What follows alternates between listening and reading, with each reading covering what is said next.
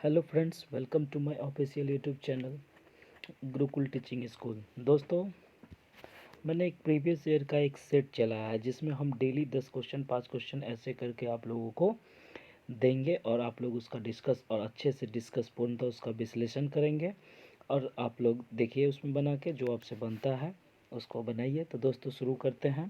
पहला क्वेश्चन है कि एक नवजात शरीर मतलब बच्चे का शरीर पहले लगभग 2 महीने में अपने सिर पर नियंत्रण प्राप्त करता है, उसके बाद अन्य अंगों पर नियंत्रण प्राप्त करता है। मनुष्य के इस प्रकार के विकास को क्या कहते हैं? तो दोस्तों, मनुष्य के इस प्रकार के विकास को शीर्षाभिमुख कहते हैं। क्या कहते हैं?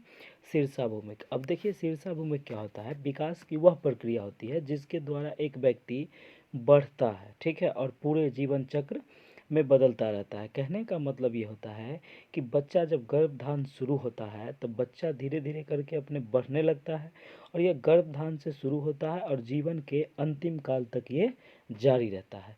तो इसका मतलब ये हुआ कि ये है क्या है? शीर्षाभिमुख, ठीक है। अब बच्चे जब जन्म लेते हैं तो पहला में क्या सीखते हैं? पहले बैठना सीखते हैं। क्या सीखते हैं? बैठना। कहिएगा, बैठना सीखेंगे। उसके बाद फिर क्या सीखेंगे? खड़े होने का। और ये आजीवन रहता है, ऐसा नहीं कि आज बैठने का सीख गए और कल है भूल गए, ऐसा नहीं होता है। और बात करने की क्षमता बढ़ती है, बात करना आता है कि कैसे कैसे हमको बात करना है, धीरे धीरे वो सीख जाता है। तो नवजात में पहले अपने शरीर पर नियंत्रण प्राप्त करता है, सिर पर नियंत्रण प्राप्त करता है, उसके बाद अन्य अंगों पर। तो इसको क्या कहते हैं? शीर्षाभिमुख। तो क्वेश्चन आपका ये क्लियर हो गया। अब दूसरा क्वेश्चन देखते हैं क्या है। दूसरा क्वेश्चन है, प्रारंभिक बाल्यावस्था में संज्ञानात्मक विकास के संदर्भ में थ्योरी ऑफ माइंड विकास क्या है? तो दोस्तों, संज्ञानात्मक विकास जब भी आएगा तो संज्ञानात्मक विकास का अर्थ होता है बच्चे कैसे सोचते हैं, चीज़ों का पता कैसे लगाते हैं, उनका अन्वेषण करते हैं, ठीक है। यह ज्ञान कौशल समस्या समाधान स्वभाव का विकास है, क्या होता है, ठीक है। तो जनरल भाषा में हम जानते क्या है कि मस्तिष्क का जो विकास होता है उसको हम क्या कहते हैं? संज्ञानात्मक विकास। तो क्या ऑप्शन में क्या है कि यह मस्तिष्क की परिपक्वता एवं संज्ञान में सुधार को दर्शाता है? बिल्कुल ठीक है।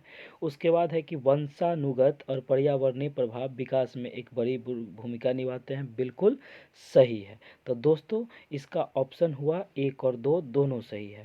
अब इसमें वंशानुगत और पर्यावरण प्रभाव कि बच्चा जिस परिवेश में रहता है बच्चा उस चीज़ को सीखता है, तो इससे ये रिलेटेड ये दोनों सही है। तो दोस्तों, बात करते हैं नेक्स्ट क्वेश्चन क्या है। तो बच्चे बच्चे किस उम्र में उछल कूद करने और दौड़ में सक्षम होते हैं? तो बच्चा किस उम्र में उछल कूद दौड़, तो इसका जो आंसर है वो है 2 से 6 वर्ष के बीच। तो 2 से 6 वर्षों के बीच बच्चे दौड़ने और ये उछल कूद करने में सक्षम होते हैं। कहिएगा आगे, तो आगे आप बताइए कि जो बच्चे मतलब जितना उछल कूद करते हैं उतना फिर आप एडल्सन ये होता है किशोरावस्था, तो इसमें आप नहीं रहिएगा। तो इसमें जो होता है उसके बाद मान लीजिए कि 18 वर्ष से ऊपर आप हो गए तो आप उतना उछल कूद करिएगा नहीं। तो बच्चे किस उम्र में उछल कूद करने में दौड़ में सक्षम होते हैं? तो 2 से 6 वर्ष में, ठीक है। नेक्स्ट क्वेश्चन है कि प्रारंभिक बाल्यावस्था में शारीरिक विकास के संदर्भ में निम्नलिखित में से कौन सा कथन पेशीय कौशल का वर्णन करता है? तो पेशीय कौशल का मतलब ये होता है विकास के सभी पहलू, ठीक है, जैसे शारीरिक संज्ञानात्मक भाषा भावनात्मक सामाजिक, ये सारे चीज़ को संदर्भित करता है। तो स्थूल पेशीय कौशल में मांसपेशियों द्वारा की जाने वाली बड़ी गतिविधि क्या है? बड़ी गतिविधि, ठीक है। उसके बाद दौड़ना और कूदना शामिल है, बिल्कुल ठीक है, नंबर 1 ठीक है। उसके